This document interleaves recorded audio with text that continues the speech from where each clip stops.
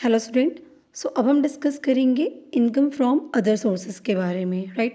हमें पता है कि जब हम इनकम किसी भी एसएससी की कैलकुलेट करते हैं तो उनकी इनकम को 5 हेड्स में डिवाइड किया गया है। राइट। इन 5 हेड्स में जो सबसे लास्ट हेड होता है वो होता है इनकम फ्रॉम अदर सोर्सेज का। मतलब हम सैलरी से होने वाले इनकम को सैलरी हेड में डालते हैं, है ना।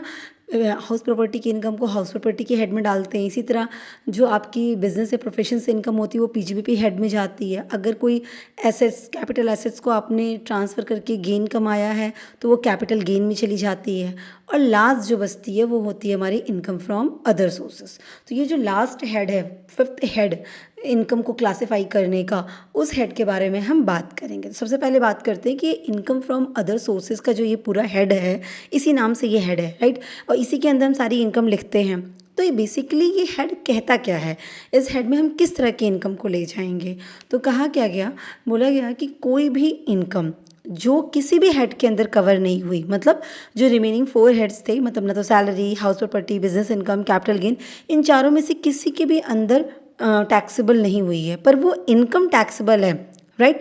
मतलब वो एक ऐसी इनकम है जिस पर टैक्स लगना था, पर हम उसे इन चारों हेड में क्लासीफाई ही नहीं कर पा रहे, क्योंकि सैलरी में तो सैलरी से रिलेटेड जाएगी, हाउस प्रॉपर्टी में हाउस प्रॉपर्टी से रिलेटेड जाएगी, पीजीबीपी में बिजनेस या प्रोफेशन से रिलेटेड जाएगी, कैपिटल गेन में कैपिटल एसेट्स के ट्रांसफर पे जाएगी। तो वो इनकम टैक्सेबल तो है, पर इन चारों में से किसी भी हेड में जाने लायक नहीं है। मतलब उसके क्राइटेरिया, उसके नेचर को वो डिफाइन नहीं कर पा रहा है। तो ऐसे सिचुएशन में उस इनकम को हम जिस हेड के अंदर डालते हैं उस हेड को कहते हैं इनकम फ्रॉम अदर सोर्सेज। इसीलिए जो हेड होता है उसको हम रेसिडुअल हेड भी कहते हैं, बचा खुचा, है ना। क्योंकि जो इनकम कहीं नहीं जाएगी वो इनकम कहाँ जाएगी, आपके रेसिडुअल हेड में जाएगी। राइट। तो जिस इनकम को कोई भी हेड कवर नहीं करता है और वो एग्जेम्प्ट भी नहीं है, मतलब वो टैक्सेबल है, तो वो इनकम हमारी रेसिडुअल हेड के अंदर, मतलब इनकम फ्रॉम अदर सोर्सेज के हेड के अंदर हम मेंशन करते हैं। और फिर उसके हिसाब से उस पर चार्ज, मतलब जो टैक्सेबिलिटी बनती है, टैक्स पे करते हैं। क्लियर है। तो अगर इनकम एग्जेम्प्ट नहीं है, इनकम टैक्सेबल है, पर वो किसी हेड के अंदर नहीं आई, रिमेनिंग 4 हेड के अंदर वो नहीं गई, तो उस इनकम को हम जिस हेड के अंदर ले जाते हैं that is our income from other sources. अब इनकम फ्रॉम अदर सोर्सेज को इनकम टैक्स एक्ट ने क्या डिफाइन किया, तो as per section 56 of section 1 of income tax act 1961 उन्होंने क्या कहा, उन्होंने बोला कि कोई भी इनकम जो स्पेसिफिकली मेंशन है कि भाई वो एग्जम्प्टेड इनकम तो नहीं है, ठीक है, वो एग्जम्प्ट नहीं है, उसको इनकम मानना है। इनकम मानना है मतलब उस पर टैक्स देना है। तो जो कोई भी इनकम जो एग्जम्प्टेड नहीं है और वो रिमेनिंग 4 हेड्स के अंदर टैक्सेबल भी नहीं हो पा रही है, उस इनकम को हम इनकम फ्रॉम अदर सोर्सेज कहते हैं। और उसको हम income from other sources head के अंदर ही मेंशन करते हैं। ऐसा हमारे इनकम टैक्स एक्ट के सेक्शन 56 सब सेक्शन 1 ने डिफाइन किया। तो इनकम फ्रॉम अदर सोर्सेज तो क्लियर हो गया कि मतलब क्या है और कौन सी इनकम को हम इस हेड के अंदर ले जाते हैं। अब इसको ना और क्लैरिफाई किया गया जो इसका रेगुलेटरी फ्रेमवर्क है। मतलब इनकम फ्रॉम अदर सोर्सेज में इनकम टैक्स एक्ट के अकॉर्डिंग किस सेक्शन से किस सेक्शन के अंदर कवर किया गया और सारे प्रोविजंस को किस सेक्शन से लेके किस सेक्शन के अंदर मेंशन किए गए। मतलब अगर हम ये प्रोविजंस पढ़ लेते हैं तो हम उस इनकम को सही तरीके से इनकम फ्रॉम अदर सोर्सेज के अंदर मेंशन करके उस पर टैक्स सही तरीके से पे कर सकते हैं। तो रेगुलेटरी फ्रेमवर्क क्या कहता है कि मतलब किस सेक्शन से किस सेक्शन के अंदर इसकी प्रोविजंस मेंशन है। तो सेक्शन 56 से लेके 59 के अंदर इसकी प्रोविजन मेंशन है। जो सेक्शन 56 है वो बेसिकली चार्जिंग सेक्शन है। मतलब ये चार्जिंग सेक्शन ये कहता है ना कि ये टैक्स कब लगेगा, ठीक है, किस तरह की इनकम पे लगेगा। तो उसमें सेक्शन 56 सब सेक्शन 1 में डिफाइन किया गया कि भाई इनकम फ्रॉम अदर सोर्सेज होता क्या है, जो भी हमने पढ़ लिया। और दूसरा डिफाइन किया गया कि स्पेसिफिकली इनकम, कि ये वो इनकम है जिसको हम इस हेड के अंदर डालेंगे। मतलब ये तो बात क्लियर हो गई कि जो इनकम किसी हेड में नहीं जाएगी वो इसमें जाएगी, पर कुछ एग्जाम्पल दीजिए ना किस तरह की इनकम को हम इसमें डालते हैं जो किसी हेड में नहीं जाती है। तो वो एग्जाम्पल उसी को, उस इनकम को हम स्पेसिफिक इनकम के अंदर पढ़ने वाले हैं। सो स्पेसिफिक इनकम बताती है कि ये वो स्पेसिफिक इनकम है जो किसी हेड के अंदर नहीं जाती पर ये टैक्सेबल है और उसको हम इनकम फ्रॉम अदर सोर्सेज के अंदर मेंशन करने वाले हैं। तो ये सेक्शन 56 सब सेक्शन 2 के अंदर डिफाइन किया गया as a specific income. Clear है। फिर नेक्स्ट सेक्शन जो हमारा आता है सेक्शन 57 है, वो एक्सपेंसेस अलाउड या डिडक्शन है ना। अलाउड जो एक्सपेंसेस होते हैं उनका सेक्शन है। बेसिकली इसका क्या मतलब हुआ ये भी समझ लीजिए। जब आप कोई भी इनकम कैलकुलेट करते हैं तो अब इनकम टैक्स कह रही है भाई आपकी इनकम है, हम इस चीज़ को, ये जो पैसा आया है या जो ये प्रॉपर्टी आई या काइंड में आया, किसी भी फॉर्म में आया, ये आपको मिला ना, तो हम आपकी इनकम मानेंगे। अब जैसे ही इनकम टैक्स एक्ट ने आपकी इनकम मान ली, इसका मतलब उस पर वो आपसे टैक्स ले लेने वाली है। क्लियर है? तो आप कहेंगे ना कि ठीक है ये मेरी इनकम है, पर इस इनकम को पाने में मुझे कुछ खर्चे भी तो हुए हैं, उस खर्चों के लिए मुझे कुछ छूट मिलनी चाहिए, कुछ मेरे खर्चों को अलाउ करिए कि इस इनकम में से वो घट जाए और जो रिमेनिंग बचे उसको आप मेरी इनकम मानिए। जैसे आप कहते हैं ना कि मैंने ये काम किया, मुझे इस काम को करने पे इतना रुपया मिला, लेकिन आप कहते हैं कि भाई इतना रुपया तो मिला, लेकिन उस काम पे जाने के लिए मुझे इतना खर्चा भी करना पड़ा था। तो आप क्या कहते हैं, इतना पैसा मिला, इसमें से ये खर्चे को हटा दो, अब जो ये रिमेनिंग बचा यही मुझे मिला है, ऐसा कहते हैं ना।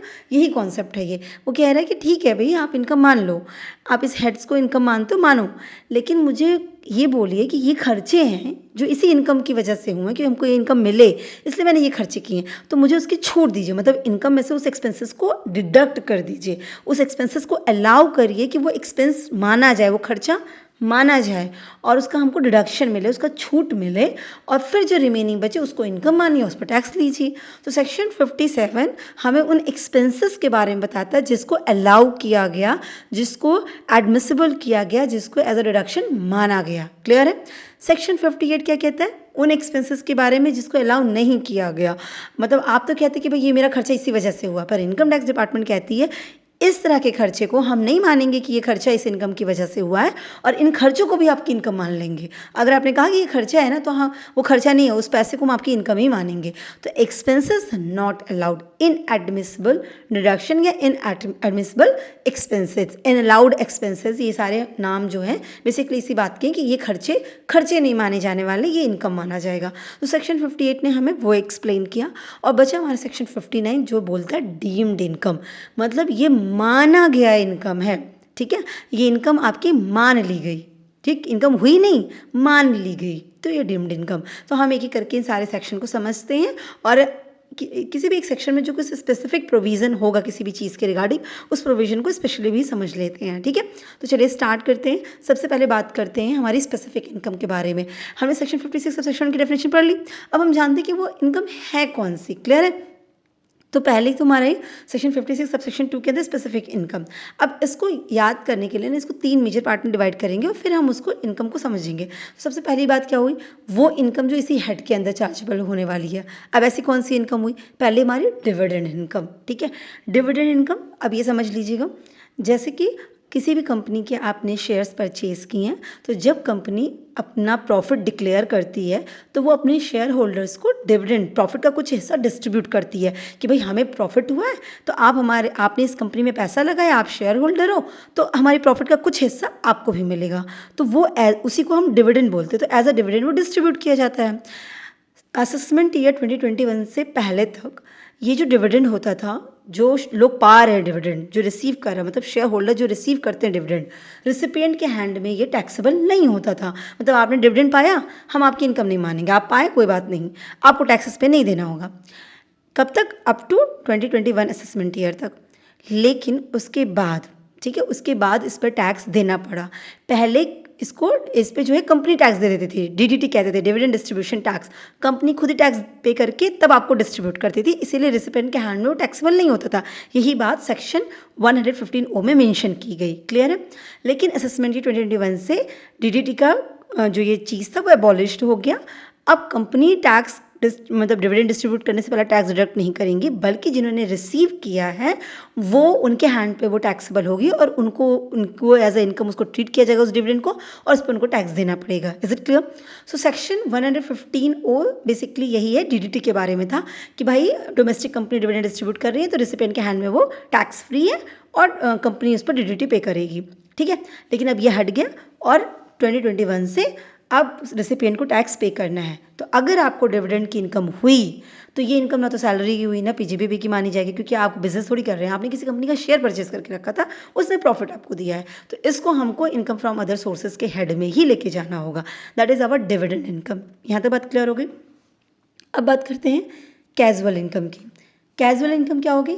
कैजुअल इनकम जैसे आपको हॉर्स रेसेस है विन विन कर गया, उससे कोई पैसा आया, लॉटरी वगैरह आपकी लग गई, उससे आपको winning from lotteries, horse races है ना, या कोई कार्ड गेम आप प्ले कर रहे थे, उससे आप वो उसमें आप विन करके कुछ पैसा कमा लिए, गैम्बलिंग करके, मतलब कोई भी ऐसी चीज़ जो गैम्बलिंग या बेटिंग के नेचर की है और आप उससे गेम हो उस सब से आप पैसा कमा रहे हो, उससे इनकम हुई है, तो उस इनकम को हम इनकम फ्रॉम अदर सोर्सेज के हेड के अंदर as a casual income treat करते हैं और वहाँ पे उसको मेंशन करते हैं। ठीक है, ये सारी इनकम सेक्शन 56 सब सेक्शन 2 के अंदर क्लॉजेज में मेंशन की जाती है। ठीक है, सब इसी सेक्शन के अंदर आ जा रही हैं।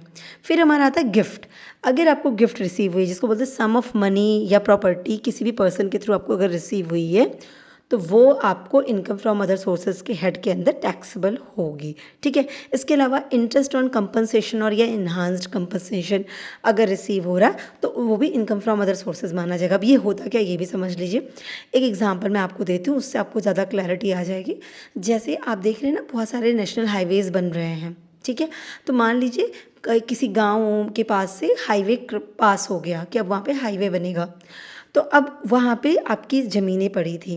अब गवर्नमेंट क्या करेगी, कंपल्सरी एक्वायर कर लेगी आपकी ज़मीन को, क्योंकि उसको वहाँ पे रोड डेवलप करना है, हाईवे डेवलप करना है। तो गवर्नमेंट के थ्रू जब कंपल्सरी एक्विजिशन हो गया आपके रोड का, अरे आपके प्रॉपर्टी का, आपके मान लीजिए जो भी लैंड वगैरह थे, जो भी एरिया था उसका, अगर उन्हें एक्विजिशन करे तो वो उसके बदले आपको क्या देंगे, कंपनसेशन देंगे कि भाई आपकी ज़मीन मैं ले रही हूँ, आपको मैं पैसा पे करती हूँ, तो वो कंपनसेशन पे करते हैं आपको। तो जब कंपनसेशन आपको दिया जाता है तो वो कंपनसेशन या इन्हांस्ड कंपनसेशन, मतलब जैसे कई बार होता है ना कि आपको अलॉट हो गया, बहुत टाइम से आपको मिलना था, डिले होके मिल रहा है, तो उस पर आपको इंटरेस्ट भी रिसीव होता है। जितना पैसा मिलना था उसके अलावा आपको इंटरेस्ट भी रिसीव किया जाता है कि भाई इतना डिले से मिला, तो एक्स्ट्रा पैसा भी आपको आते हैं। तो जो भी टोटल कंपनसेशन, इन्हांस्ड कंपनसेशन या कंपनसेशन आपको जो भी रिसीव हुआ है, अब उसमें जैसे मान लीजिए एक एग्जांपल कर लेते हैं कि लैंड थी आपकी और उस पर आपको 10 लाख रिसीव हुआ, किससे, गवर्नमेंट से। ठीक है, एज ए इन्हांस्ड कंपनसेशन, जिसमें आपका मान लीजिए कि 2 लाख आपको इंटरेस्ट रिसीव हुआ और 8 लाख आपको जो कंपनसेशन का अमाउंट था वो रिसीव हुआ। तो 8 लाख आपका पीजीबीपी में जाएगा, मतलब आपके कैपिटल गेन में जाएगा कि ट्रांसफ़र हुआ इसलिए हुआ। ठीक है, 8 लाख वहाँ जाएगा कैपिटल गेन में, लेकिन जो बचे 2 लाख है, जो इंटरेस्ट का अमाउंट है, वो कहाँ जाएगा, वो जो 2 लाख है वो आएगा इनकम फ्रॉम अदर सोर्सेज में। तो इंटरेस्ट ऑन कंपनसेशन या enhanced compensation, enhanced compensation 10 lakh की मिली, 8 लाख कैपिटल गेन, 2 लाख आपकी क्या आ गई, आपका आ जाएगा कि आपका ये इनकम फ्रॉम अदर सोर्सेज है। यहाँ तो बात क्लियर हो गई। उसी को बोलते हैं इंटरेस्ट का अमाउंट जो है टैक्सेबल होगा। ठीक है, अब 2 लाख जो ये इंटरेस्ट बनेगी ना, उसमें भी आपको डिडक्शन अलाउड है, वो अभी आगे पढ़ लेंगे हम डिडक्शन के सेक्शन में। ठीक है, इसके अलावा एडवांस मनी फॉरफिटेड, अगर कोई एडवांस मनी दे दी गई थी, बाद में उसको वापस ले लिया गया, तो जब ने फॉरफिट कर लिया गया, हरड़ कर लिया गया, ले लिया गया, रिटर्न ले लिया गया, तो वो भी उसको क्या माना जाएगा, इनकम फ्रॉम अदर सोर्स के हेड के अंदर वो टैक्सेबल होगी। ये तो यहाँ तक क्लियर हो गई। इसके अलावा और भी इनकम है, जैसे जो पीजीबीपी के हेड के अंदर टैक्सेबल नहीं है पर वो इनकम टैक्सेबल है, तो वो भी हम कहाँ ले जाएंगे, इनकम फ्रॉम अदर सोर्सेज में। अब उस तरह की कुछ इनकम, जैसे सिक्योरिटीज़ पे इंटरेस्ट आपको मिल रहा है, मतलब जैसे लोकल अथॉरिटीज़ का कोई बॉन्ड वगैरह था या किसी का भी बॉन्ड वगैरह, शेयर्स वगैरह थे, तो उस सिक्योरिटीज़ पे, गवर्नमेंट सिक्योरिटीज़ पे आपको इंटरेस्ट रिसीव हो रहा है, तो वो जो इंटरेस्ट रिसीव होगा वो इनकम फ्रॉम अदर सोर्स के अंदर आएगा। राइट, इसके अलावा कंपोजिट रेंट जो कि सेपरेबल नहीं है, जैसे कोई बिल्डिंग है, ठीक है, उसमें प्लांट एंड मशीनरी लगे पड़े हैं और वो इनसेपरेबल है, आप उस बिल्डिंग से उस प्लांट एंड मशीनरी को अलग नहीं कर सकते। तो अगर आप लेट आउट कर रहे हैं तो अब उसको अलग करके लेट आउट नहीं कर सकते, प्लांट एंड मशीनरी भी साथ में लेट आउट हो जा रही है। इस तरह से एक एग्जांपल, मतलब जिस चीज़ को आप सेपरेट नहीं कर सकते, कंपोजिट हो जा रही है रेंट, तो ऐसे इनकम को भी हमको अदर सोर्सेज के अंदर डालना पड़ता है। इसके अलावा लेटिंग out machinery, plant and furniture, आप फर्नीचर, प्लांट, मशीनरी को अलग से अगर लेट आउट कर रहे हैं तो वो तो हाउस प्रॉपर्टी के अंदर नहीं जाएगी, तो वो कहाँ जाएगी, आपकी इनकम फ्रॉम अदर सोर्सेज के अंदर आप मेंशन करेंगे। अच्छा, इसके अलावा जो किसी भी हेड में ना हुई हो, मतलब ऐसी इनकम जो किसी हेड में नहीं जा पा रही है, वो यहाँ पे आएगी। जैसे कि closely held company issues to share to its share holders, तो वो भी आपकी कहाँ पे आएगी, इनकम फ्रॉम अदर सोर्सेज के अंदर आएगी। अब क्वेश्चन उठता है, ये क्लोजली हेल्ड कंपनी का क्या मतलब हो गया। देखिए, क्लोजली हेल्ड कंपनी के लिए कंडीशंस प्रोवाइड की गई हैं, जैसे कि मान लीजिए आपकी ओनरशिप है, आपने शेयर्स परचेज किए, तो एटलीस्ट 10% ऑफ इक्विटी शेयर्स की ओनरशिप आपके पास हो उस कंपनी की, तो वो हम कहते हैं क्लोजली हेल्ड है, और उस केस में वो क्लोजली हेल्ड कंपनी हो गई। राइट, इसी तरीके से अगर आप पार्टनर्स वगैरह हैं तो इनकम का 20% अगर है, है ना। तो वो सब चीज़ें क्या कहलाती हैं, क्लोजली हेल्ड की कैटेगरीज में आती हैं। तो अगर ऐसे केस में क्लोजली हेल्ड कंपनीज थी और उन्होंने शेयर्स इशू किया तो वो जो होगी आपकी कहाँ पे जाएगी, इनकम फ्रॉम अदर सोर्सेज के अंदर जाएगी। फिर इसके अलावा की मैन इंश्योरेंस पॉलिसी है ना। जब वो पर्टिकुलर हेड के अंदर जितना जाना था वहाँ गया, नहीं जा रहा उस हेड के अंदर, सो रिमेनिंग आपका जाएगा कहाँ पे, इनकम फ्रॉम अदर सोर्सेज के अंदर। अब की मैन इंश्योरेंस पॉलिसी कॉन्सेप्ट आप सैलरीज वगैरह में पढ़े होंगे, बट स्टिल मैं इन शॉर्ट आपको समझा दूँ कि जैसे ऑर्गेनाइजेशन में जब लोग काम करते हैं ना, तो कुछ ऐसे भी लोग हो जाते हैं जिनके बिना ऑर्गेनाइजेशन चल पाना मुश्किल हो जाती है। वो की मैन होते हैं, बहुत इंपॉर्टेंट पर्सन होते हैं। तो उनकी लाइफ के लिए, उनके लिए हम इंश्योरेंस करा लेते हैं कि अगर ये बंदा हमारी कंपनी से हटा तो हमारी कंपनी को लॉस होगा, तो इस सिचुएशन में हमने इंश्योरेंस करा लिया, तो की मैन इंश्योरेंस पॉलिसी कहते हैं। सो वो यहाँ पे भी आ जाएगी जो अदर हेड्स में नहीं गई होगी तो। या फिर अगर अनरिकॉग्नाइज्ड प्रोविडेंट फंड के अंदर कोई कॉन्ट्रीब्यूशन किया जा रहा है तो वो भी इनकम ट्रीट की जाएगी और उसको हम इनकम फ्रॉम अदर सोर्सेज के अंदर मेंशन करेंगे। ये कुछ स्पेसिफिक इनकम्स हो गई जो मैंने यहाँ आपसे डील किया, वो इनकम फ्रॉम अदर सोर्सेज के अंदर जाएंगी, राइट। इसके अलावा भी कुछ इनकम्स होती हैं जो इनकम फ्रॉम अदर सोर्सेज के अंदर ही जाएंगी, जैसे कि बैंक डिपॉजिट्स, आपके एज सेविंग बैंक पे इंटरेस्ट मिल रहा है ना, तो आपको वो इंटरेस्ट कहाँ जाएगा, आपकी अदर सोर्सेज के हेड के अंदर जाएगी। आपने कोई इन्वेस्टमेंट कर रखी है, उस पर आपको इंटरेस्ट रिसीव हुआ, अदर इनकम मानी जाएगी, अदर सोर्सेज के हेड के अंदर जाएगी। जो पार्लियामेंट के मेंबर्स होते हैं, एमपीज़ वगैरह होते हैं, लेजिस्लेटिव असेंबलीज़ के जो मेंबर्स होते हैं, तो एमपीज़ एमएलए, इन लोगों को जो सैलरी मिलती है वो सैलरी हेड के अंदर नहीं जाती। आप वहाँ पढ़ेंगे तो आप देखेंगे कि ये लोग वहाँ से फ्री हैं, मतलब वो सैलरी हेड के अंदर इनकी सैलरीज काउंट नहीं होती है। इनकी सैलरीज कहाँ आती है, इनकम फ्रॉम अदर सोर्सेज के अंदर कैलकुलेट की जाएगी। मतलब इनको जो पैसा मिल रहा है एमपीज़ एमएलएज को, वो एज अ सैलरी मिल रहा है, लेकिन उसको हम मानेंगे उनकी इनकम फ्रॉम अदर सोर्स, ठीक है।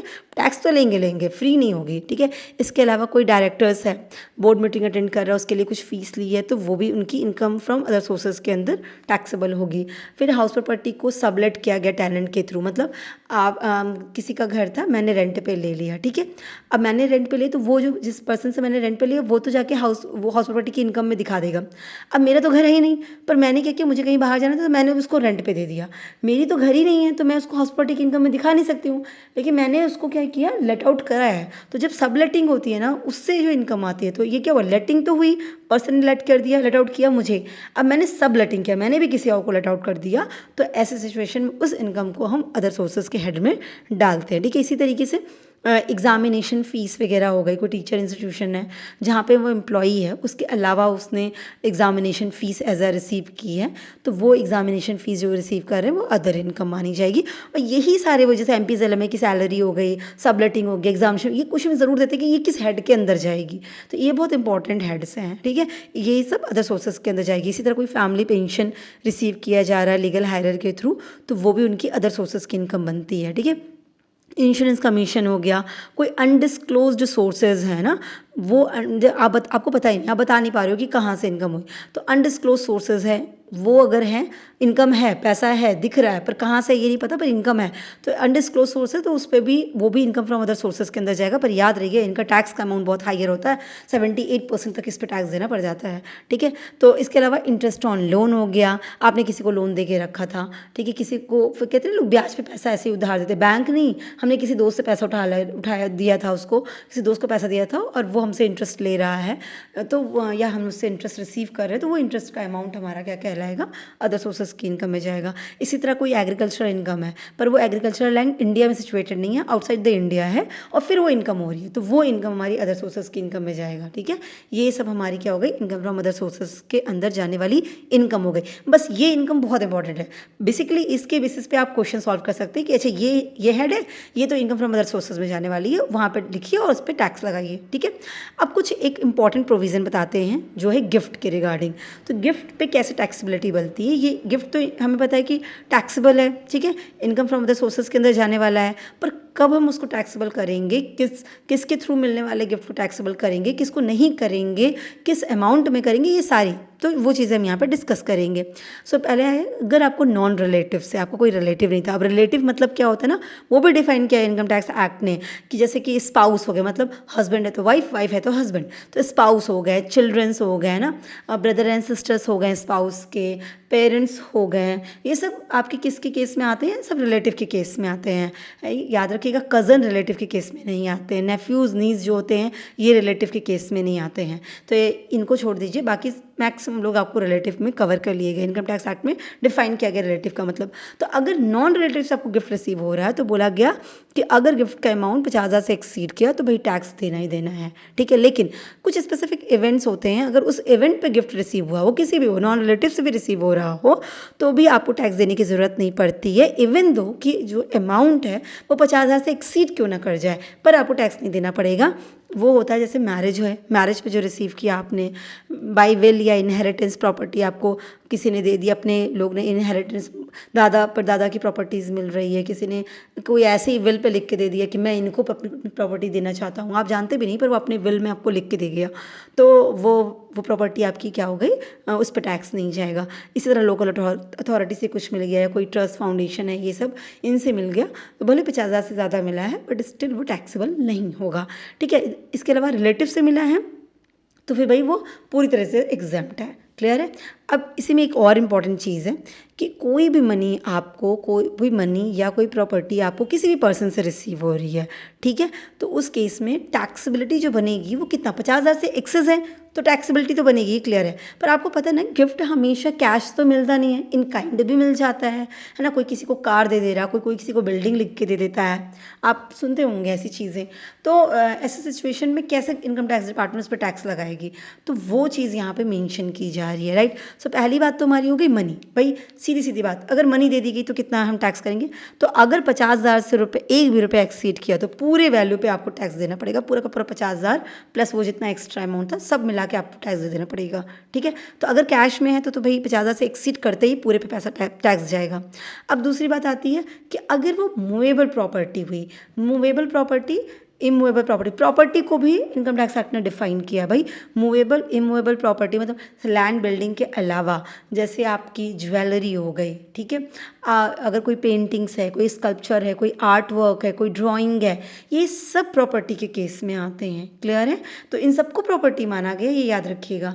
तो वही चीज़ें बोली जा रही हैं कि अगर मूवेबल प्रॉपर्टी है ना, जैसे ड्राइंग पेंटिंग्स तो मूव कर सकती हैं, कार वगैरह मूव कर सकती है, तो अगर मूवेबल प्रॉपर्टी है और जिसने उसको दिया है वो विदाउट कंसिडरेशन दे रहा है, मतलब जैसे मान लीजिए कार ये मैंने ऐसे ही आपको गिफ्ट कर दी, ठीक है, मेरा कोई ऐसा कोई स्पेसिफिक रिलेशन नहीं, मैं आपके फ्रेंड में हूँ और मैंने, या मैं आपके टीचर ही हूँ, मैंने आपको ऐसी गिफ्ट कर दी, तो मैं रिलेटिव की डेफिनेशन तो आती नहीं हूँ। तो अब मैं कोई और पर्सन बन गई और मैंने आपको गिफ्ट किया और बिना कुछ लिए मैंने आपको कार गिफ्ट कर दी, है ना, या मैंने कुछ और ऐसी कोई चीज़ आपको गिफ्ट कर दी, अपने हाथ की कोई बड़ी अच्छी पेंटिंग गिफ्ट कर दी या इस तरह से कुछ भी गिफ्ट कर दिया विदाउट कंसिडरेशन, मतलब इन रिटर्न कुछ आपसे लिया नहीं, आपको बस दे दिया गिफ्ट में, है ना। तो ऐसी सिचुएशन में कितना टैक्सेबल होगा, तो बोला गया fair market value of the property अगर 50,000 से एक्सीड करी, मान लीजिए मैंने जो गिफ्ट आपको दिया, मान लीजिए मैंने कोई ड्राइंग अपने हाथ से बनाई हुई आपको गिफ्ट करी, अगर उसकी मार्केट वैल्यू निकाली जाए और वो 50,000 से एक्सीड कर रही है तो पूरे पे आपको टैक्स देना पड़ेगा, क्लियर है। तो फेयर मार्केट वैल्यू अगर 50,000 से एक्सीड करेगी तो टैक्स देना पड़ेगा। अगर बिना पैसे के वो दी गई, विदाउट कंसिडरेशन वो मूवेबल प्रॉपर्टी दी गई है, गिफ्ट की गई है, तो अगर इनएडिक्वेट कंसिडरेशन में दी गई हो, इनएडिक्वेट कंसिडरेशन मतलब चीज़ से 10 लाख की और मैंने सिर्फ 4 लाख में आपको दे दी, ठीक है, तो वो क्या हो गया, इनएडिक्वेट कंसिडरेशन। कंसिडरेशन तो हुआ है, पैसा का लेन देन हुआ है, पर इनएडिक्वेट, जितना होना चाहिए था उतना नहीं हुआ। तो अगर जो फेयर मार्केट वैल्यू, जैसे वो क्या मैंने कहा ना 10 लाख की चीज़ थी और आपने जो पैसा दिया, आपने जो उसको 4 ही लाख में दे दिया, तो जो डिफरेंस अमाउंट है 10 लाख और 4 लाख के बीच का डिफरेंस कितना हुआ है, 6 लाख। अगर वो डिफरेंस अमाउंट 50,000 से एक्सीड किया तो भाई टैक्स जाएगा, ये चीज़ वो कह रहा है। अगर इनएडिक्वेट कंसिडरेशन है तो आप ये देखिए कि फेयर मार्केट वैल्यू और जो आपने कंसिडरेशन दिया उसके बीच में कितना डिफरेंस है, और डिफरेंस अमाउंट 50,000 से एक्सीड कर गया तो फिर टैक्स जाएगा आपको, ठीक है। इसके अलावा इमूवेबल प्रॉपर्टी बची, ठीक है। अब इमूवेबल प्रॉपर्टी को विदाउट कंसिडरेशन किया तो बस स्टैम्प वैल्यू, इमूवेबल प्रॉपर्टी मतलब आपकी लैंड वगैरह की चीज़ें हो गई जो मूव ऑन नहीं कर सकती है ना, बिल्डिंग हो गई, तो आप रजिस्ट्री करवाते हो ना तो स्टैम्प वैल्यू पे करना पड़ता है। तो अगर स्टैम्प वैल्यू इस प्रॉपर्टी की 50,000 से एक्सीड कर रही है और विदाउट कंसिडरेशन आपको मिल रही है वो गिफ्ट, तो ऐसी सिचुएशन में आपको उस पर पूरे पे टैक्स देना पड़ेगा, ठीक है। और इनएडिक्वेट कंसिडरेशन के केस में क्या बोला गया कि आपको जो स्टैम्प ड्यूटी है जो उसकी है ना, उसकी वैल्यू और जो कंसिडरेशन आपने पे किया दोनों के बीच का डिफरेंस निकालिए। अगर वो डिफरेंस 50,000 से एक्सीड कर रहा है या फिर आपने जो कंसिडरेशन दिया वो 10% से एक्सीड कर रहा है, तो ऐसी डिफरेंस का अमाउंट 10% से एक्सीड कर रहा है, तो ऐसी सिचुएशन पे वो टैक्सेबिलिटी आपकी बन जाएगी। सो बेसिकली गिफ्ट के केस में आप याद रखिए कि मनी है, कैश है, तो 50,000 से एक्सीड करते ही टैक्स लगेगा पूरे पे। फिर मूवेबल प्रॉपर्टी है या इमूवेबल प्रॉपर्टी है। मूवेबल प्रॉपर्टी है तो विदाउट कंसिडरेशन और विद कंसिडरेशन, मतलब इनएडिक्वेट कंसिडरेशन। इसी तरह इमूवेबल प्रॉपर्टी है विदाउट कंसिडरेशन या इनएडिक्वेट कंसिडरेशन। तो विदाउट कंसिडरेशन तो हमेशा याद रखो 50,000 से ज़्यादा बड़ी तो टैक्स देना ही देना है, क्लियर है। और इनएडिक्वेट कंसिडरेशन में आपकी कंडीशंस हैं, क्लियर है। सो अब नेक्स्ट बात करते हैं, यहाँ तक हो गया। अब सेक्शन 57 की बात करते हैं। 56 खत्म, सेक्शन 57 डिडक्शन अलाउएबल, जो मैंने पहले बता दिया। डिडक्शन अलाउएबल का मतलब होता है कि वो कौन से खर्चे हैं जो अलाउड है। इनकम टैक्स कहती है कि भाई इनकम कमाने की वजह से आपके ये खर्चे हुए, उन खर्चों को मैं खर्चा मानूंगा और आपकी इनकम में से उन खर्चों को डिडक्ट कर देंगे, फिर जो रिमेनिंग बचेगा उसी को इनकम मान के उस पर टैक्स लेंगे। डिडक्शन अलाउड का मतलब समझ लीजिएगा, ठीक है। सो यहाँ पे बोला गया कि वो सारे खर्चे जिनको एज अ डिडक्शन माना जाएगा, और जब आप इनकम फ्रॉम अदर सोर्सेज को कैलकुलेट कर रहे हैं तो वो चार्जेबल होंगे कि भाई उन एक्सपेंसेस को डिडक्ट कर दो, जो रिमेनिंग बचे उस इनकम पे टैक्स लो। तो वो कौन सी इनकम होगी, ठीक है। अब वो पॉइंट्स हैं वो हम यहाँ पे समझते जाएंगे। सबसे पहली बात, डिविडेंड या इंटरेस्ट ऑन सिक्योरिटीज़। तो अगर आपकी डिविडेंड की इनकम है या interest on securities as a आपको इनकम हुई है, तो इस पे अगर खर्चा हुआ है तो उसको अलाउ किया गया। अब कैसे अलाउ किया गया, पहले बात करते हैं डिविडेंड की, ठीक है। डिविडेंड में बोला गया कि कोई भी, अगर आप उस इनकम को, उस चीज़ को अर्न करने के लिए जो कुछ भी आपने एक्सपेंस किया है, ठीक है, अगर वो आपके डिविडेंड इनकम से, मतलब याद रखिए, जैसे ऐसे समझिएगा, जो भी डिविडेंड आपकी इनकम हुई, अगर वो एक्सपेंस जो आपने खर्चा किया उस डिविडेंड को पाने के लिए, जो भी इंटरेस्ट का अमाउंट या जो भी आपने एक्सपेंड किया, हम उसको आपको अलाउ कर रहे हैं कि भाई ठीक है डिविडेंड की इनकम हुई पर उसको पाने के रिगार्डिंग आपके ये एक्सपेंसेस हुए, हम उसको अलाउ करेंगे। लेकिन वो एक्सपेंसेस आपके डिविडेंड की इनकम से 20% से एक्सीड नहीं होनी चाहिए। मतलब मैं कह रही हूँ कि मुझे 1 लाख रुपए का इनकम हुआ है डिविडेंड से, और मैं कहती हूँ कि मैंने 30,000 का 1 लाख रुपया पाने के चक्कर में 30,000 का खर्चा ही कर दिया, तो इनकम टैक्स डिपार्टमेंट क्या कह रही है कि नहीं, हम इतना नहीं मानेंगे, 20,000 तक हम मानेंगे। मतलब जो भी डिविडेंड इनकम है, डिविडेंड इनकम के 20% तक आपको अलाउड है एक्सपेंस, 20% से एक्सीड अलाउड नहीं है एक्सपेंस। ये समझ में आ गया। फिर इसके अलावा अगर इंटरेस्ट ऑन सिक्योरिटीज़ की बात करें तो वहाँ पे क्या बोला गया, any reasonable sum paid by way of commission, remuneration. मतलब जैसे आप देखिए कोई भी सिक्योरिटीज़ पे इंटरेस्ट मिलता है तो आपको कमीशन वगैरह पे करना पड़ता है ना, जैसे एफडीज़ वगैरह होती है, कुछ भी होता है तो उसमें बैंक अपनी कमीशन वगैरह चार्ज करने लगते हैं ना, कुछ रेम्यूनरेशन लग रहता है। आप डीडी वगैरह बनाने जाइए तो आप देखिए कमीशन अमाउंट लिखा रहता है। तो इस तरह से अगर आपको वो इंटरेस्ट या वो डिविडेंड सब चीज़ पाने के रिगार्डिंग आपको कुछ भी कमीशन या रेम्यूनरेशन पे करना पड़ा है तो वो भी क्या हो जाएगा, वो एज एक्सपेंस माना जाएगा और उसका डिडक्शन आपको अलाउड है। क्लियर हो गया। नेक्स्ट, जो एम्प्लॉयज़ का कंट्रीब्यूशन होता है regarding PF, superannuation fund, employ state insurance fund, है ना, या एम्प्लॉयज़ की वेलफेयर के रिगार्डिंग कोई भी आपने सेटअप कर रखा है किसी भी फंड का, उसमें जो एम्प्लॉयज़ का कॉन्ट्रीब्यूशन, एम्प्लॉय ने जो कॉन्ट्रीब्यूट किया उसको इनकम मानेंगे आप। क्लियर है। अब इनकम मानेंगे तो उससे रिलेटेड जो खर्चे हैं वो अलाउड है। बोला गया कि if employees contribution is credited to their account in relevant fund on और बिफोर ड्यू डेट, अगर ड्यू डेट से पहले वो एम्प्लॉय का कॉन्ट्रीब्यूशन इनके अकाउंट में क्रेडिट कर दिया गया तो हम उसे एक्सपेंस मान लेंगे और उस पर आपको छूट मिल जाएगी। ठीक है। इसके अलावा बोला गया रेंटल इनकम के केस में, जैसे प्लांट, मशीनरी, फर्नीचर, बिल्डिंग को अगर आप लेट आउट करते हैं और आपको रेंटल इनकम हो रही है तो वो तो इनकम फ्रॉम अदर सोर्सेज में जाएगी। पर बोला गया कि इससे रिलेटेड जो रिपेयर का खर्चा हो गया, इंश्योरेंस प्रीमियम अगर आप भर रहे हैं, डेप्रिसिएशन हो गया या कोई अनएब्जॉर्ब डेप्रिसिएशन है, इस सब के रिगार्डिंग तो सब कुछ आपको अलाउ करते हैं और उस एक्सपेंसेस को इस इनकम में से डिडक्ट करके हम आपको अलाउ करेंगे। तो इस इनकम का डिडक्ट एक्सपेंसेस अलाउड है। क्लियर है। इसी तरह फैमिली पेंशन भी इनकम है। फैमिली पेंशन में भी बोला गया कि फैमिली पेंशन की इनकम में कुछ एक्सपेंसेस अलाउड है। कौन से एक्सपेंसेस बोला गया, 1/3 मतलब 33.13% कहते हैं ना, 30.33%। तो फैमिली पेंशन का ये अमाउंट या 15,000 रुपये। ठीक है। अब जो लोग डिफ़ॉल्ट रिजीम में आते हैं, मतलब जो कहते हैं ना old tax regime, new tax regime कहते हैं ना, तो न्यू टैक्स रिजाइम मतलब जो 115 BAC के अंदर आता है जिसको डिफ़ॉल्ट रिजीम कहते हैं, तो अगर उन्होंने वो ऑप्ट कर रखा है तो 25,000 रुपया या 15,000, मतलब मैक्सिमम 15,000 या 25,000। ओल्ड वाला है तो 15,000, मैक्स न्यू वाला है तो 25,000, या फिर 1/3। दोनों में जो भी अमाउंट कम होगा उतना एक्सपेंस माना जाएगा और आपकी फैमिली पेंशन वाली इनकम में से उतना एक्सपेंस को डिडक्ट करके रिमेनिंग पे इनकम बनाते हुए टैक्स ले लिया जाएगा। ठीक है। इसके अलावा एनी अदर इनकम, ये तो स्पेसिफिक इनकम हो गई। इसके अलावा अगर कोई और भी आपकी इनकम थी तो हम उस पर भी आपको एक्सपेंसेस अलाउ करते, पर याद रखिएगा वो कैपिटल एक्सपेंडिचर के नेचर की नहीं होना हो चाहिए और स्पेसिफिकली उसी इनकम को कमाने के लिए आपने वो खर्चा किया हो, तो हम उस एक्सपेंसेस को भी अलाउ कर रहे हैं आपको। इसके अलावा एक बहुत इंपॉर्टेंट आइटम था जो मैंने आपको बताया था, कंपनसेशन या enhanced compensation. So interest on compensation, enhanced compensation को इनकम माना गया और अदर सोर्सेज में डाला जा रहा है, तो बोला गया इससे रिलेटेड खर्चों को भी हम आपको एक्सपेंस के लिए प्रोवाइड कर रहे हैं। कितना? 50%, उस इंटरेस्ट इनकम का 50% अलाउड है। अब ऐसे समझिएगा कैसे, जैसे मैंने बोला था कि 10 लाख मिले आपको, तो हम 8 लाख दिखाएंगे कैपिटल गेन में, 2 लाख दिखाएंगे कि 2 लाख इन्हांस था, तो 2 लाख इंटरेस्ट के नाम पे मिले। तो ये जो 2 लाख इंटरेस्ट के नाम पे मिले वो आपकी इंटरेस्ट ये अदर सोर्सेज की इनकम में चला जाएगा, इंटरेस्ट ऑन कंपनसेशन या इन्हांस कंपनसेशन के अंदर, ठीक है। लेकिन 2 लाख पूरा नहीं मानेंगे, 2 लाख में 50% का डिडक्शन अलाउ हुआ है, क्लियर है। तो वो 2 लाख में 1 लाख आपको अलाउ हो जाएगा, एज एक्सपेंस माना जाएगा, रिमेनिंग 1 लाख इंटरेस्ट इनकम माना के टैक्स दिया जाएगा। तो यही चीज़ वो कहा जा रहा है। यहाँ तक बात क्लियर हो गई। तो 57 यहाँ पर हमारा खत्म हो गया। अब हम बात करेंगे 58 की, कि डिडक्शन नॉट अलाउड, ठीक है। हम इसको खर्चा आपका मानेंगे नहीं, उसको इनकम मान लेंगे और उस पर टैक्स आपसे ले लेंगे। सो बोला गया कि ये वो कुछ अमाउंट्स हैं, जब आपकी अदर सोर्सेज की हेड की इनकम को कैलकुलेट किया जाएगा तो उस केस में हम इसको डिडक्शन नहीं देंगे, इन खर्चों को खर्चा नहीं मानेंगे, उसे इनकम मान लेंगे और उस पर टैक्स आपसे ले लेंगे। वो क्या क्या है?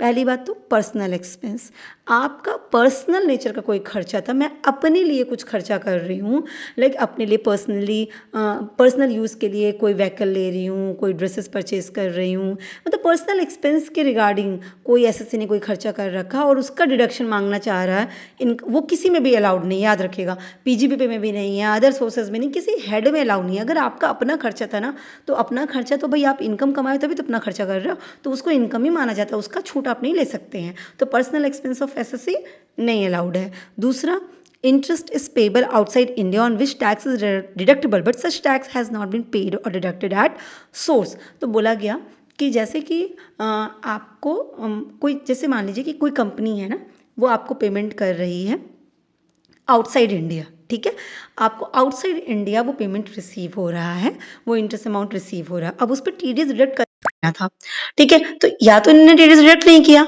और या तो डिडक्ट किया तो पर डिपॉजिट नहीं किया, तो ऐसे सिचुएशन पे उसके रिलेटेड एक्सपेंस को हम एक्सपेंस नहीं मानेंगे और वो हम तुरंत इस इनकम ट्रीट कर देंगे, क्योंकि टीडीएस का अमाउंट जमा ही नहीं हुआ है ना, तो फिर हम किस बात की बात करें, या आपने टीडीएस डिडक्ट ही नहीं किया या आपने जमा नहीं किया, दोनों सिचुएशन में हम आपको इनकम मान लेंगे, उसको एक्सपेंस ट्रीट नहीं करेंगे। इसके अलावा salaries payable outside India on which no tax paid और डिडक्टेड सोर्स, सेम चीज हो गई कि अगर मान लीजिए सैलरीज वगैरह या कोई भी ऐसा अमाउंट है जो आपको इंडिया के बाहर रिसीव किया जा रहा है, आपको इंडिया के बाहर पे किया जा रहा है, तो भाई रूल तो यही है कि भाई टीडीएस कट करके देना चाहिए था और टीडीएस का अमाउंट डिपॉजिट होना चाहिए था, आपने नहीं किया, तो फिर हम उस पर एक्सपेंस नहीं मानेंगे, उसको पूरा का पूरा इनकम मानते हुए आप पे टैक्स ले लेंगे।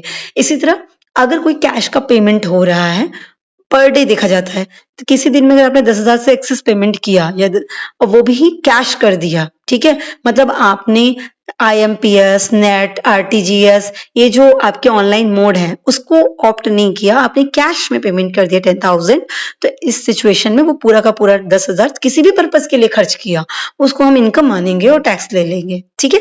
फिर इसके बाद कहा गया कि any expenditure in respect of which payment is made to related person to the extent same is considered excessive or unreasonable by the assessing officer having regard to the fair market value, उसको भी मानेगी assessing officer आपकी income, ना कि expense. अब ये है क्या चीज, ये समझ लीजिए, जैसे कि मतलब किसी रिलेटेड पर्सन के थ्रू, अब रिलेटेड पर्सन भी डिफाइन किया गया है इनकम टैक्स एक्ट में, ठीक है।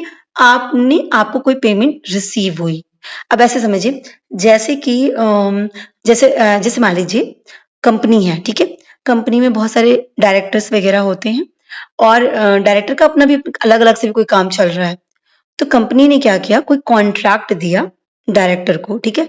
अब वो कॉन्ट्रैक्ट दिया कि ये कॉन्ट्रैक्ट हम आपको 10 लाख में दे रहे हैं, जबकि जैसे मान लीजिए कि उनका फर्नीचर का भी कुछ काम था या कुछ भी, तो फर्नीचर उनकी दूसरी चीज से मंगाई और फर्नीचर उनकी जो दूसरा बिजनेस था उससे मंगाया, या डायरेक्टर का कोई रिलेटिव था उससे डायरेक्टर ने क्या किया, कंपनी के डायरेक्टर ने अपने रिलेटिव से मंगाया और क्या किया, 10 लाख का मंगाया, कॉन्ट्रैक्ट दिया 10 लाख का, जबकि वो पर्टिकुलर फर्नीचर 4 लाख में आ सकते थे, पर फिर भी डायरेक्टर ने रिलेटेड पर्सन होने की वजह से वो कंपनी के नाम से जो कॉन्ट्रैक्ट दिया वो 10 लाख का दिया, ठीक है, कि 10 लाख का हुआ। तो अब ऐसे सिचुएशन में असेसिंग ऑफिसर को लग रहा है कि ये अनरीजनेबल है, एक्सेस किया गया है। भाई उनको 10 लाख कंपनी के नाम से प्रोवाइड किया जा रहा है, जबकि वो 4 लाख में काम हो सकता था, 6 लाख में काम हो सकता था। तो एक्सेस उनको पेमेंट की जा रही है। आपने देखा होगा कई बार कि जो जैसे ऐसी चीजों को में देखा जाता है कि प्रॉपर्टी जो है ज्यादा में या कम में से खरीद ली जाती है, इनएडिक्वेट प्राइसेस में खरीद ली जाती है, क्योंकि वो रिलेटेड पार्टीज होते हैं, रिलेटेड पर्सन होते हैं। जैसे आप देखे होंगे कि मान लीजिए एलडीए वगैरह है या इस तरह से कोई अथॉरिटी है, वो क्या करती है, प्रॉपर्टी देख रही है कि ये प्रॉपर्टी गवर्नमेंट इस पे कुछ बनाने वाली है, तो उस प्रॉपर्टी को अपने किसी रिलेटेड पर्सन को कहती है अभी खरीद लो, बाद में गवर्नमेंट आपसे खरीदने वाली है। तो इस तरह से फेक करके चीजें काम की जाती है ना। तो अगर असेसिंग ऑफिसर को कहीं भी लगा कि भाई फेयर मार्केट वैल्यू से ये पैसा एक्सेस दिया जा रहा है ना, इनएडिक्वेट वे में दिया जा रहा है, तो ऐसे सिचुएशन में असेसिंग ऑफिसर क्या करने वाला है, उससे रिलेटेड सारे खर्चों को आपकी इनकम मानेगा और आप पे टैक्स ले लेगा। यहाँ तो बात समझ में आ गई। तो ये चीज वो कहा जा रहा। इसके बाद आया एक और चीज, 30% of sum payable to a resident on which tax is deductible at source if such tax has not been deducted or after deduction has not been paid on or before the due date of return। बोला गया कि जैसे कि मान लीजिए कोई resident है, ठीक है, मतलब रेसिडेंट समझाया गया इनकम टैक्स एक्ट के हिसाब से, और उसको कुछ अमाउंट पे किया गया, ठीक है, जैसे मान लीजिए कोई कॉन्ट्रैक्टर का पेमेंट था, कोई प्रोफेशनल फीस हो गई, कमीशन हो गया, कोई ब्रोकरेज हो गया, इस तरह से कुछ भी उनको पेमेंट किया गया, ठीक है। और पेमेंट करने के बाद बोला गया कि अब आपका ये पेमेंट खत्म हो गया, ठीक है। अब वो चाहते हैं कि ये इनकम है उस पर हम कुछ डिडक्शन ले लें, पर जब पेमेंट किया गया तो टीडीएस डिडक्ट नहीं किया गया, या डिडक्ट तो किया गया पर ड्यू डेट से पहले उसको सबमिट ही नहीं किया गया, ड्यू डेट बीत गई पर डिपॉजिट ही नहीं किया गया गवर्नमेंट के केस में। ऐसी सिचुएशन में आपका इस चीज के रिलेटेड जो भी पेमेंट गया है उसके रिलेटेड जो भी खर्चा था, उन खर्चे में सिर्फ 30% तक अलाउ होगा। हाँ, 30 मतलब कि वो 30% तक डिस अलाउड कर दिया जाएगा, रिमेनिंग 70% अलाउ किया जाएगा। मतलब आपको समझ में आ रहा है? जैसे ऐसे समझिए कि मान लीजिए कोई प्रोफेशनल फीस या कोई रेंट या कमीशन का पेमेंट किया गया, ठीक है, टीडीएस डिडक्ट नहीं किया गया, या डिडक्ट तो किया गया पर गवर्नमेंट को डिपॉजिट नहीं किया गया। अब आपको वो इनकम हुई, रेंटल इनकम या प्रोफेशनल फीस की इनकम हुई, अब आप उससे रिलेटेड खर्चों को खर्चा दिखाना चाह रहे थे और रिमेनिंग पे टैक्स देना चाह रहे थे। पर अब इनकम टैक्स कहती है क्योंकि इस वाली इनकम पे मुझे टीडीएस नहीं मिला है, या इस पर्सन ने आपको देने से पहले टीडीएस डिडक्ट ही नहीं किया था, या मुझे वो टैक्स मिला ही नहीं, तो ऐसी सिचुएशन में आप जितना खर्चा दिखा रहे हैं हम खर्चा नहीं मानेंगे, सिर्फ हम 30% खर्चा मानेंगे। जितना खर्चा आपने दिखाया ना उस खर्चे का सिर्फ 30% ही खर्चा माना जाएगा, सिर्फ 30% डिसअलाउड किया जाएगा, बाकी सब के सबको आपको नॉट अलाउड हो जाएगा, ठीक है। पहले ये 100% था, समझ रहे हैं कि मतलब इस तरह के केस में पूरा का पूरा ही आपका एक्सपेंडिचर नहीं माना जाएगा, पूरे के पूरे एक्सपेंस को हम आपको इनकम ही मानेंगे। लेकिन बाद में इसको 30% का क्राइटेरिया कर दिया गया कि 30% तक सिर्फ हम एक्सपेंस मानेंगे, रिमेनिंग पे आपको इस एक्सपेंस का इनकम माना जाएगा और टैक्स पे करना पड़ेगा। यहाँ तक बात क्लियर हो गई। अब हमारा क्या आता है, हमारा आएगा नेक्स्ट सेक्शन। यहाँ तो हमारा सेक्शन 58 भी खत्म हो गया, ठीक है। बस इतने ही थे हमारे 6 पॉइंट्स थे, सिर्फ ये याद रखिएगा जो नॉट अलाउड है, ठीक है। अब हमारा आता है डीम्ड इनकम। सेक्शन 59 क्या कहता है? सेक्शन 59 कहता है कि मान लीजिए आपकी income from other source calculate की गई, ठीक है, उसकी कैलकुलेशन, उसका असेसमेंट हो रहा था कि ये हेड है, ये एक्सपेंसेस अलाउड किए जा रहे हैं, ये डिडक्शन आपको दिया जा रहा है, और इसके बाद आपकी total income from other sources इतनी हुई, ठीक है। आपको जो भी डिडक्शन और या अलाउंस, आपको जो कुछ भी अलाउ किया गया था, चाहे वो खर्चे से रिलेटेड हो, चाहे लॉस था, या कोई ट्रेडिंग लाइबिलिटी थी जो एसएससी ने इनकर्ड की थी और आपको उसकी छूट मिली है, ठीक है, चाहे वो खर्चा था, लॉस था या लाइबिलिटी थी, आपको उसकी छूट मिली, लाइबिलिटीज आपकी सीज कर दी गई। इस तरह से आपको कोई अदर सोर्सेज का जब कैलकुलेशन किया जाता था तो इस तरह का आपको बेनिफिट मिला था, आपको छूट मिली थी। अब ऐसे सिचुएशन में वो अमाउंट बाद में एसएससी रिकवर कर लेता है, ठीक है, किसी भी वजह से, जैसे कोई लाइबिलिटी थी वो बाद में खत्म हो गई वो लाइबिलिटी उसकी, या वो पैसा जो इसकी एक्सपेंसेस या लॉस जिसने से छूट ली थी वो किसी वजह से उनको रिकवर हो गई, इंश्योरेंस क्लेम की वजह से या किसी वजह से वो रिकवर हो गई उनको। तो ऐसी सिचुएशन में जो अमाउंट उनको रिकवर हुआ वो इनकम माना जाएगा, क्योंकि पहले आपको छूट मिली थी, इनकम नहीं माना गया था, अब बाद में आपको वो रिकवरी हो गई, तो भाई वो छूट किस बात की, वो इनकम, आप वो छूट आपकी इनकम मान ली जाएगी, ठीक है। और फिर वो आपको उस प्रीवियस ईयर के हिसाब से जिस समय कैलकुलेट आई हुई है वो आपको आपको इनकम फ्रॉम अदर सोर्स के अंदर टैक्सेबल हो जाएगी और आप उस पर टैक्स पे करेंगे। यहाँ तो बात क्लियर हो गई। यही बस इतना सा हमारा डीम्ड इनकम का सेक्शन होता है। सो आई होप आपको पूरा क्लियर हो गया हो कि इनकम फ्रॉम अदर सोर्सेज क्या चीज है, और बस इतना ही इनकम फ्रॉम अदर सोर्सेज है। ये इंपॉर्टेंट सारी चीजें मैंने यहाँ पे डील कर ली। So wish you all the best. Thank you so much.